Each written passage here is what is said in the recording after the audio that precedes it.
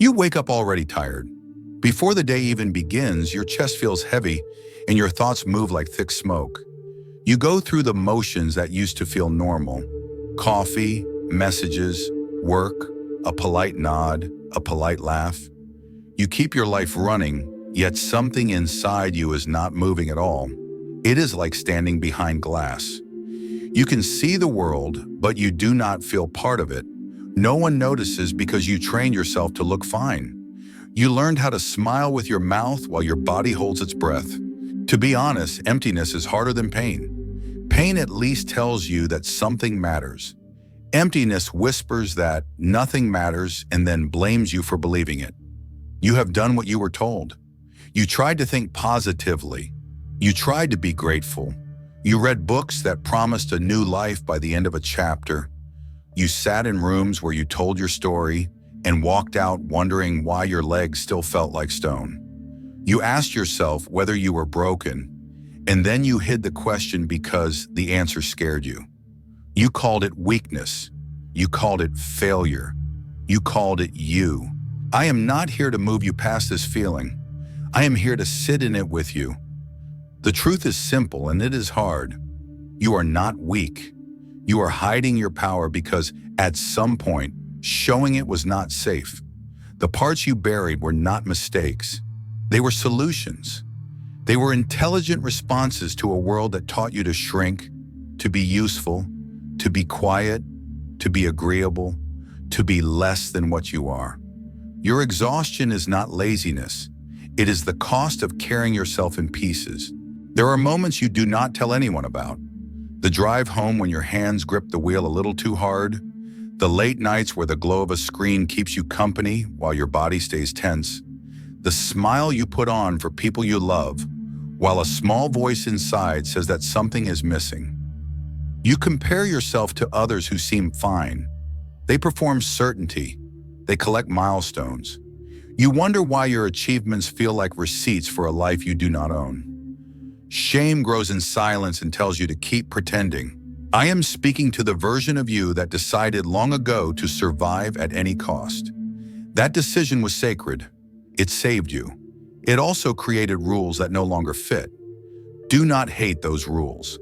They were written by a younger nervous system that thought safety meant being small, being perfect, being invisible, being indispensable. You followed those rules so well that now your own life feels like a role you cannot step out of. The fatigue you carry is the weight of a mask that did its job for years and now cuts into your skin. Most people try to escape this place by running faster. New routines, new goals, new identities. It works for a while. Then the old heaviness returns because the part of you that is buried keeps calling you back. That call is not a threat. It is an invitation. It sounds like dread because you learn to label your own aliveness as danger. You learn that anger ruins relationships, that sadness makes you weak, that desire is selfish, that boundaries are unkind. So you hid your anger, your sadness, your desire, your boundaries. You hid your power. To be honest, I have been where you are. The room looked ordinary. The thoughts were not. It felt like nothing would ever change and that it was my fault. The only thing that made a difference was telling the truth without rushing to fix it. I stopped pretending that I did not feel resentful. I stopped pretending that I was not lonely in rooms full of people. I stopped pretending that I did not want more. Telling the truth did not fix everything. It gave me my footing. It gave me a solid place to stand inside my own life. By the end of this video, you will understand why your pain is a gift. Not because suffering is noble, but because pain is the language your hidden power uses to get your attention. Pain is not the enemy. Numbness is not proof that you lack strength. Numbness is a sign that your system has been overprotecting you for a long time. It shuts down feelings so you can keep moving. It also shuts down joy, connection, and desire. When you cannot feel, you cannot choose. When you cannot choose, your life chooses for you. You learn to carry other people's expectations like they were oxygen. Be reliable, be easy, be grateful, be fine. Those roles helped you belong. They also asked you to leave yourself at the door. The body remembers the cost: shoulders that never drop, a jaw that never softens, a stomach that tightens at the thought of saying no. These are not random symptoms. They are the map that shows where you hid your power. Every clench, every sigh you swallow, every conversation you avoid is a doorway back to yourself. This might sound harsh, but the life you built to survive now keeps you from living. Not because you did something wrong, because it worked. It worked so well that you forgot there was ever another way. You forgot that your anger could be a boundary. You forgot that your fear could be information. You forgot that your desire could be a compass. You forgot that your voice can hold firm without hurting anyone. You learned to hide these forces and called it maturity. Inside, those forces did not die. They waited. I will not tell you to cheer up. I will not tell you to look on the bright side. You are already intelligent enough to see the bright side. You are also honest enough to feel the dark side. Both are real. Both belong. The goal is not to erase your darkness. The goal is to let it speak without letting it drive. When you allow that, the shame begins to loosen. The mask starts to crack. The breath returns to your body. Strength does not arrive like lightning. It returns like a memory that you finally trust. You think you are weak. I see a person who protected themselves so well that it became a prison. The key is not force. The key is turning toward what you have been avoiding and staying with it long enough to hear what it protects. That is where your power lives, not in the performance, in the parts you hid to survive. Stay with me. Do not fix anything yet. Do not make promises. Breathe. Let the truth land. The pain you feel is not the end. It is the door. You were told that thoughts create reality, so you tried to manufacture kinder thoughts. You repeated phrases that tasted like sugar on your tongue and turned to sand the moment the day got hard. Positive thinking was sold as a ladder out of the pit. It became a lid on the pit. Not because positivity is bad, but because it works only on the surface while the deeper machinery keeps running. You felt worse, not better, and then you blamed yourself for not repeating the right words often enough. You were told that insight is healing, so you collected insights like souvenirs. You could explain your childhood in perfect sentences. You could map every relationship on a whiteboard in your mind. You could describe your triggers with precision. The body still flinched. Insight without contact is an echo. The nervous system does not soften because the story is accurate. It softens when the story is felt safely and fully. Most psychologists will not tell you this, not because they do not care, but because their training often keeps them in the realm of language, while your pain lives in the realm of sensation. You were told that therapy fixes what is broken, so you sat in rooms and did the brave work of speaking. For some it helped. For many it became another performance. You became the good client. You brought updates. You reported progress. You managed the other person's approval the way you learned to manage everyone else's. Here is what they do not tell their patients. The part of you that performs cannot heal the part of you that hides. If your mask does the talking, the wound stays in the basement. The session ends and your jaw is still tight. Your chest is still hollow. Your life still feels like a roll. Not because therapy is useless, but because therapy that does not meet the body in the shadow becomes a weekly rehearsal of the same survival script. You were told to let go. You were told to forgive. You were told to surrender. These ideas are beautiful when they are the fruit of honest work. They are brutal when they are used as shortcuts. Letting go before you have held the truth is a disguised form of self-abandonment. Forgiveness offered to keep the peace becomes a tax you pay with your self-respect. Surrender practice to avoid anger turns into learned helplessness. This might sound harsh, but many spiritual and self-help paths train people to dissociate with style. Calm voice, soft eyes, frozen spine. You were told that gratitude is the cure. Gratitude matters. Gratitude without truth is obedience. You can be grateful for food on the table and still acknowledge the ache in your chest. You can be grateful for a partner and still admit you feel alone. You can be grateful for a job and still face the quiet grief of a life that does not fit. To be honest, forcing gratitude over grief is like painting over a leak. The wall looks better. The water keeps spreading. You were told to set goals and build habits. Structure is good. Structure can also become a cage when it is designed by the same part of you that fears your own power. You create a routine that keeps you busy from waking to sleeping and call it discipline. Underneath, you are avoiding the conversation that would change your life. Productivity becomes a tranquilizer. You get more done and feel less alive. You were told to love your inner child and to silence your inner critic. The child does not need slogans. The child needs you to feel what never got felt when it first happened. The critic also does not need to be killed. The critic is often a terrified guard who learned to bark to keep you safe. When you try to silence it with affirmations, it gets louder. When you listen for its fear and set a boundary with firmness and respect, it softens. Shadow work is not an exorcism, it is an adoption. You were told that healing means becoming your best self. Hidden underneath that promise is a cruel idea. It says that who you are now is unworthy of belonging. You chase improvement like oxygen and miss the truth that integration, not improvement, is what brings you home. The parts you call lazy, selfish, too much, too sensitive, too angry, too needy are not defects. They are powers that were exiled to keep you acceptable. Most psychologists will not tell you this because it breaks the illusion of linear progress. Integration looks messy. Integration looks like anger used as a boundary. Integration looks like grief that finally moves your body. Integration looks like desire that finally points you toward a life that fits.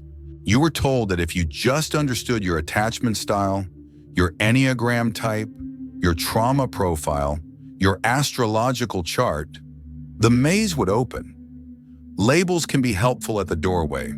They become traps when you decorate them and move in. A label explains a pattern. It does not free you from the pattern. You are not a code to be cracked. You are a person whose strategies made sense once and are suffocating now.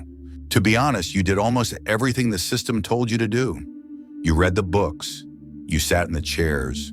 You tried the meditations. You wrote the lists. You performed the gratitude. You pushed through the mornings your body begged for rest. You thought your lack of transformation meant personal failure. You were misled by a culture that worships control and avoids depth. The culture taught you to manage symptoms rather than meet the source. The source lives in the shadow, in the body, in the feelings you were trained to avoid. The source does not respond to force. The source responds to contact. Here is the part that stings and also liberates. You are not stuck because you are weak. You are stuck because the methods you used were built for the conscious mind, while the unconscious keeps the real contracts. Those contracts say that being small keeps you safe, that being agreeable keeps you loved, that being tireless keeps you worthy. Breaking those contracts requires presence, not positivity. It requires honesty, not performance. It asks you to feel what the mind cannot resolve and to stand with yourself while it burns clean. Most psychologists will not tell you this. Healing is less about learning new tricks and more about unlearning the rules that kept you alive. Those rules were brilliant once. They are brutal now. The moment you start to unlearn them, your body will resist. The resistance is not proof that you are doing it wrong. The resistance is the alarm system noticing change and doing its job. Stay with it. There is a deeper safety on the other side of that alarm. But there is something even scarier, and we will get to that. If this feels like it's about you, subscribe to the channel. The algorithm will show this to others ready to face their shadow. To be honest, the mind you use to manage your life is only a small part of what drives your life. Beneath the plans and the stories lives a larger system that stores experience and learns rules about safety. Depth psychology calls it the unconscious. It is not a spooky place. It is a storage room full of patterns that once kept you alive. When those patterns get active, they move faster than thought. You feel something in your body, you react, and only later you explain why. The explanation often sounds reasonable. The reaction was already chosen. The shadow is the set of parts you had to hide in order to belong. Not evil, not a flaw. Unlived life. When you were young, belonging was survival. If anger risked connection, anger got pushed down. If joy was too loud for the room, joy dimmed. If sensitivity brought shame, sensitivity put on armor. Each exile became a skill. You learned to read faces, to over-deliver, to disappear, to entertain, to fix, to be the rock, to be the easy one. Those skills won you love and safety. They also cut you off from heat, hunger, and clear number. That is why you feel both competent and hollow. The fullness you miss is living in the parts you hid. Here is what they do not tell their patients. Symptoms are not random. They are messages from these exiled parts trying to return. The tight throat that appears when you want to speak is not weakness. It is a protective reflex that learned long ago that speaking brought cost. The sudden fatigue that hits when it is time to set a boundary is not laziness. It is a freeze response that once saved you from conflict. The overthinking that keeps you up at night is not a defect. It is a loyal guard who believes that scanning every angle will stop loss. When you shame these reactions, they fight harder. When you get curious about what they protect, they start to loosen. In simple words, a complex is a cluster of memory, emotion, and body response wired around a theme. Abandonment, criticism, control. The complex sits quietly until a cue arrives. A tone of voice, a delayed reply, a look that reminds your body of something from long ago. The complex switches on and runs a program. Your adult mind may know there is no danger. Your nervous system replays an old scene because old scenes were never completed. This is why insight alone does not melt the pattern. The pattern lives in sensation and posture and breath. It needs contact, not just good ideas. Most psychologists will not tell you this because it breaks the myth of total control. Your deeper system does not care about your goals. It cares about safety. It will keep choosing what feels familiar over what looks good on paper. If chaos was the norm in your home, calm feels suspicious. If silence kept you safe, your own voice feels risky. If serving others guaranteed approval, self-respect feels like guilt. You call this self-sabotage. It is self-protection misapplied to a new life. Trauma is not only what happened. Trauma is what stayed in the body when you had to move on too fast. The body stores unfinished survival responses. Fight becomes chronic tension and irritability. Flight becomes constant busyness and restlessness. Freeze becomes numbness and fog. Fawn becomes overgiving and self-abandonment. None of these are moral problems. They are strategies that overstayed their welcome. When you begin to feel again, these states will surge. That is not regression. That is thawing. Archetypes are shared patterns that live in all of us. Think of them as roles that get activated when needed. The protector, the caregiver, the rebel, the orphan, the lover, the ruler. When your shadow is disowned, one role takes over and runs the whole show. The caregiver without the warrior becomes exhausted and resentful. The warrior without the lover becomes cold and punitive. The rebel without the sage burns bridges and calls it truth. Integration means you can call on different roles as needed rather than being possessed by one. There is also the balance of the inner masculine and feminine. Not genders, energies. The inner masculine is direction, structure, boundary, and the willingness to act. The inner feminine is presence, receptivity, intuition, and the willingness to feel. Many people were trained to overdevelop one and shame the other. Endless doing without listening to the body leads to burnout. Endless feeling without direction leads to drift. Power returns when these two cooperate. Structure serves feeling. Feeling informs structure. Family scripts write deep rules into the body. Be the strong one. Be the peacemaker. Do not outshine a parent. Carry the dream that was never lived. Keep secrets. Keep the family together at your own expense. These scripts are not told in clear language. They are absorbed in glances, in who gets praised, in what is never spoken. Loyalty to these scripts is why you break your own rules the moment someone you love might be disappointed. You are not failing. You are obeying an old contract that says belonging is earned through self-erasure. This might sound harsh, but the life you built is calibrated to avoid your own power. If you owned your anger, some relationships would have to change. If you honored your desire, some roles would no longer fit. If you held your boundaries, some people would leave, or some patterns would end. Your system knows this and keeps you small to prevent loss. That smallness feels like safety and tastes like despair. The cost is aliveness. The benefit is predictability. You are not weak for choosing predictability. You are wise. That wisdom is outdated now. To be honest, strength looks different than you were taught. Strength is not the absence of fear. Strength is the ability to feel fear and still tell the truth. Strength is not constant control. Strength is the capacity to be moved by grief and not collapse. Strength is not a hard shell. Strength is a flexible spine and a soft front that can open and close on purpose. The paradox is clear. You reclaim power by turning toward the very states you were trained to avoid. You meet anger and ask what boundary it wants. You meet envy and ask what desire it points to. You meet shame and ask whose rule you broke and whether that rule belongs to you. Here is what they do not tell their patients. The inner critic is rarely a villain.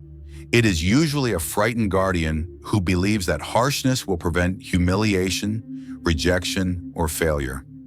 It learned this from the world you grew up in. When you try to kill the critic, it gets louder. When you acknowledge its job and set limits, it relaxes.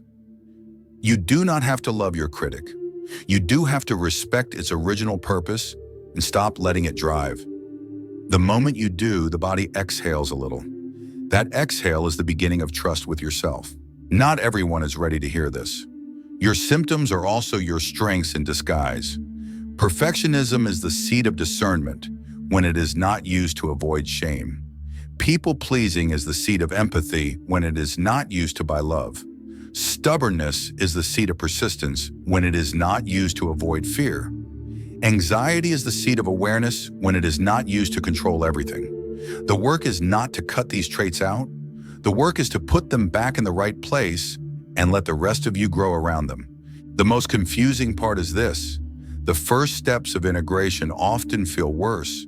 Feeling returns to places that were numb. Boundaries bring conflict. Honest speech ends fake peace. The alarm system rings because you are doing the opposite of what once kept you safe. Most psychologists will not tell you this in plain words. Progress can feel like breaking down. You are not breaking down. You are breaking out of a shell that became too tight. And here comes the most painful truth. The power you long for is already present, and it will cost you the life that hides it. The cost is real. The reward is real. In a moment, I will show you the practices that let you meet this power safely, in the body, step by step, without bypass and without drama. This is where we turn toward the work. No hacks, no miracle timelines, only practices that help your body trust you again and let the buried parts come home at a pace that does not tear you open. Most psychologists will not tell you this in plain language. Change lands when your nervous system feels safer than your old rules. Safety does not mean comfort. Safety means you can stay present while discomfort moves through without abandoning yourself. Start with contact, not analysis. Sit or stand in a way that feels supported. Let your feet really meet the ground. Notice what your eyes are doing and gently let them look around the room until something ordinary feels friendly. A window, a cup, a plant. Let your exhale be longer than your inhale. No special counts. Only the felt sense that the out-breath is a little slower. The aim is simple. Tell your system that you are here, you are not trapped in an old scene, and you can look, choose, and breathe. Now meet one sensation honestly. Choose the place in your body that has been loud lately. Throat, chest, belly, jaw. Put a warm hand there if it helps. Name the sensation in plain words. Tight, hot, heavy, buzzing. Give it permission to be exactly as it is for a short moment. Then shift your attention to a place that feels neutral or even a little good. Maybe your hands, maybe the backs of your legs. Let attention swing back and forth like a slow pendulum. This is how frozen energy thaws without flooding you. Pain is met, then you come back to ground, then return again. You train your body that feeling does not equal drowning. Shadow work begins with honesty about projection. Write a short list of traits that annoy or fascinate you in other people. Loud, selfish, needy, arrogant, timid. Now ask yourself where that trait lives in you in exiled form. Loud may be the voice you swallowed to avoid conflict. Selfish may be the desire you deny because you were praised for serving. Needy may be the simple human hunger for closeness that got labeled as shameful. This exercise is not an accusation. It is a key ring. Each trait opens a door to a part of you that wants a seat at the table. Speak with the inner critic like you would with a frightened guard dog. Not with sugar, not with hate, with firm respect. Say out loud, even in a whisper if needed, that you understand his job is to prevent humiliation, rejection, or failure. Tell it that you are the adult in the room now. Set a limit. You can advise, but you cannot drive. Expect pushback. Thank it for its service. Then move your body in a way that signals leadership. Lift the crown of your head a little, broaden the collarbones, let your jaw loosen. The posture change matters. The critic learned to shout when your posture collapsed. Anger needs movement and direction. Give it a safe outlet that ends with a clear boundary. Press your palms into a wall with steady pressure and feel your feet push the floor away. Let your breath move. Say one clean sentence that names a boundary without attacking anyone. I will not explain my number. I will not stay in rooms where I disappear. I will not trade honesty for harmony. Let the sentence be simple enough to use in real life when the moment comes. Grief needs room and rhythm. Choose a time and a place where you will not be interrupted. Put on a song that matches the weight you feel. Sit with a photo or an object that holds the story you never got to finish. Let the sound of your breath become audible. If tears arrive, let them move without judging the quantity or the shape. If your body wants to curl forward, let it. If your body wants to rock, let it. The goal is not to perform sadness. The goal is to allow the body to complete what it had to freeze. Desire needs a channel and a witness. Write a page that begins with the words I want. Keep going without editing. Let it include the small and the enormous. Food, rest, space, touch, quiet, creation, change. Read it back to yourself out loud. Notice where your body rebels and where it sighs. Choose one honest desire that does not betray your integrity and take a small step toward it today. Send the email, block the hour, buy the book, cancel the plan that drains you. Desire stops feeling dangerous when you teach your system that moving toward it does not explode your life. Most psychologists will not tell you that boundaries are a body practice before they are a sentence. Stand the way you stand when you mean your yes and your no. Knees unlocked, weight in your feet, back of the neck long. Breathe while you imagine a recent moment when you betrayed yourself to keep the peace. Notice the collapse in your posture. Reclaim the space you lost by inching your chest open and letting your arms find a position that feels ready rather than defensive. Now speak the boundary sentence again. Your voice will carry differently because your body is aligned with your words. Shame dissolves when it is brought into warm daylight. Choose one person who has earned the right to hear the truth. Share a piece of your hidden story without apology or performance. Name the feeling first. I feel ashamed. Then the fact. Then the impact. Then what you need. Keep it short. You are not asking for rescue. You are practicing being seen while staying rooted. If there is no one safe enough yet, speak to a journal or to a voice note and listen back. Being witnessed includes being witnessed by yourself. Complete old survival responses on purpose. If fight was never allowed, give your body a safe dose of pushing, pulling, or hitting a pillow with full exhale and firm stance. If flight was punished, let your body sprint in place for short bursts. Then shake out your limbs and feel the aliveness that follows. If freeze was your norm, practice tiny, doable movements while naming them out loud. I lift my hand. I turn my head. I stand. This is not theatrics. This is teaching your system that energy can rise and fall without catastrophe. Rebuild loyalty contracts with care. Write down the invisible family rules you still obey. Do not outshine. Keep everyone comfortable. Be the rescuer. Be the easy one. For each rule, write the cost and the original purpose. Then write a new rule that honors the purpose without the self-erasure. I will be kind without abandoning myself. I will be generous without paying with resentment. I will be successful without pretending to be small. Read these rules daily until your body believes them more than the old ones. Create a daily check-in that takes less than a small handful of minutes. Morning, hand on heart, hand on belly, one sentence of truth. Today I feel, one sentence of need. Today I need, one sentence of boundary. Today I will. Keep it plain. Keep it real. This is not a performance for the world. This is a promise to your system that you will not ignore it again. Not everyone is ready to hear this. Healing does not always feel like relief. The first stretch of this path often feels raw. You will speak more truth, and some relationships will strain. You will rest more, and some old identities will protest. You will feel more, and your inner alarm will ring. This does not mean you are failing. It means the shell is cracking. You do not have to do this alone. We are building a place where hard truths are welcomed and where masks are optional. If you saw yourself in these words, write in the comments. Say the words exactly. I no longer run from pain.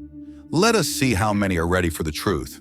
You are not broken. You are a person who learned to survive in a house that demanded quiet, in a culture that rewarded mass, in a family that praised the version of you that costs the most to maintain. The pain you carry is not proof of failure. It is proof that your system has been working overtime to keep you safe. The heaviness is the bill for a life spent far from your own center. The good news is not a promise of ease. The good news is that the center is still there, and it has been waiting with patience that does not run out. Strength will not arrive as a performance. It will arrive as ordinary honesty repeated day after day. You will notice when your jaw tightens, and you will loosen it on purpose. You will feel anger rise, and you will let it shape a clean boundary. You will feel grief move, and you will let it wash through without apologizing for its weight. You will choose rest when the old script demands production. You will say no when the room may not like it. You will keep breathing, and your spine will remember what belonging to yourself feels like. There will be losses. Identities that kept you safe will retire. Roles that made you indispensable will loosen their grip. People who needed your smallness will feel disturbed. This is not a sign that you are becoming hard. It is a sign that you are becoming whole. The parts you exiled begin to return. The critic stands down when it sees you can stand up. The child that carried the family's weather finds shelter in your adult presence.